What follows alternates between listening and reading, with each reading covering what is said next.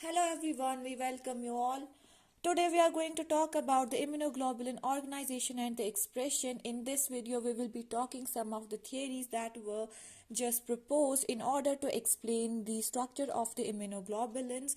So let's start. First we will talk about the one of the remarkable feature of the immune system.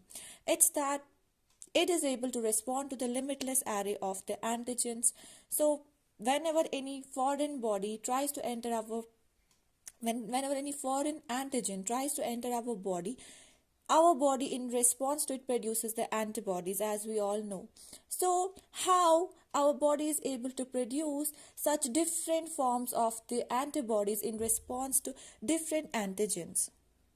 As we all know that antibodies, they are the proteins. And from where do our body produce proteins? It's from the genes that encode for the certain proteins. So here we will have a look at the gene that is responsible for producing the immunoglobulin. We can call it as the Ig gene. So we all know that antibody comprises of the two different regions. One is the variable region, another is the constant region. Variable region is responsible for the specificity of the antibodies. So because there is unique amino acid sequence present, whereas their constant region, there is a constancy maintained, and here only one of the limited number of the invariable sequences are available. So how the gene that is encoding a protein is responsible to maintain the combination of the variation and the consistency? So many theories were just proposed in order to explain it. Let's first see what happens actually if we will see that the antibody, we know it's made up of the heavy chain and the light chain, right?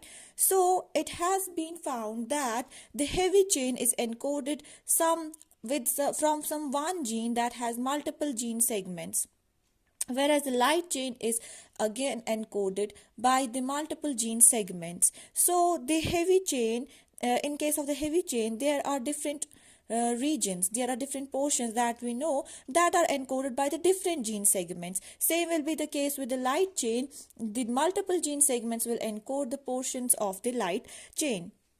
So the genes that are responsible for encoding the immunoglobulins are carried by the germ cells in the form of the segments. But these segments are not able to even transcribe nor translate so that they will just make the functional chain. So what happens? These are not functional yet till they are present in the germ cell. Once they undergo the B cell maturation in the bone marrow, there these segments just get rearranged and they form the functional gene. We will now see some genetic models that were compatible with the immunoglobulin structure. So first model is the germline theory. So germline theory suggested that genome contributed by the germ cells contain large list of the immunoglobulin genes. So we have large number of the immunoglobulin genes, they will encode for the large number of the